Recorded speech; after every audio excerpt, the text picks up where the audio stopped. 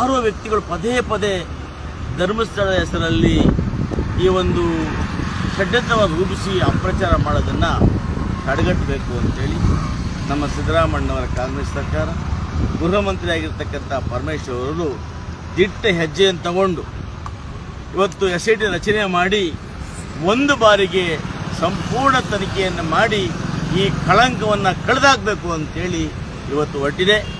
ಬಹುಶಃ ಈ ತನಿಖೆ ಆಗಿಬಿಟ್ರೆ ಮುಂದೆಂದೂ ಕೂಡ ಯಾರೇ ಧರ್ಮಸ್ಥಳದ ಬಗ್ಗೆ ಅಪ್ರಚಾರ ಮಾಡಿದ್ರು ಕೂಡ ಜನ ನಂಬೋದಿಲ್ಲ. ಆ ರೀತಿಯಾಗಿ ಮಂಜುನಾಥ ಸ್ವಾಮಿಗೆ, ಆ ಕ್ಷೇತ್ರಕ್ಕೆ ಯಾವುದೇ ಕಳಂಕ ತಗಲಬಾರ್ದು ದೃಷ್ಟಿಯಿಂದ ಇವತ್ತು ನಾವು SIT ರಚನೆ ಮಾಡಿದ್ದೇವೆ. ಯಾವುದೇ ದುರುದ್ದೇಶ ಅಲ್ಲ.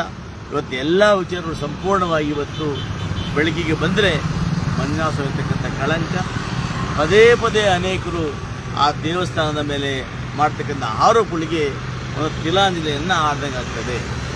ಟಾರ್ಗೆಟ್ ಮಾಡ್ತಾ ಇದ್ದಾರೆ ಹಿಂದೂ ದೇವಾಲಯ. ಈಗ ಯಾರೋ 3 ಜನ ಹೇಳಿದ್ಮೇಲೆ SIT ರಚನೆ ಮಾಡಿದ್ರು ಕಾಂಗ್ರೆಸ್ ಅವರು.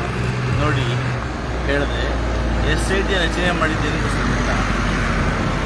ಒಂದು ಬಾರಿ SIT ಹಿಂದ ಸತ್ಯಾಂಶ ಹೊರಬಂದ್ಬಿಟ್ರೆ ಮತ್ತೆ ಪದೇ ಪದೇ ಯಾರು ಕೂಡ ಅಪ್ರಚಾರ ಮಾಡಲಿಕ್ಕಾಗೋದಿಲ್ಲ. ಟಾರ್ಗೆಟ್ ಅಲ್ಲ. ಎಷ್ಟು ಸರಿ ಸುದ್ದಿ ಮಾತ್ರ ನೀವು ಮಾಡ್ತೀರಿ, ಧರ್ಮಸ್ಥಳದ ಬಗ್ಗೆ ಹಾಗಾಯಿತು ಹೀಗಾಯಿತು ಅಂತ ತಾವು ಸುದ್ದಿ ಮಾಡ್ತೀರಲ್ವಾ?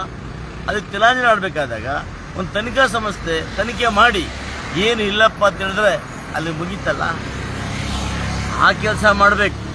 ಸಂಪೂರ್ಣವಾಗಿ ಆ ದೇವರ ಇರ್ತಕ್ಕಂಥ ಅಪ್ರಚಾರವನ್ನು ತೊಳೆದಾಕಬೇಕು ಅಂತೇಳಿ ತನಿಖೆ ಮಾಡ್ತಾ ವಿಧ ಯಾವ ಟಾರ್ಗೆಟ್ ಅಲ್ಲ.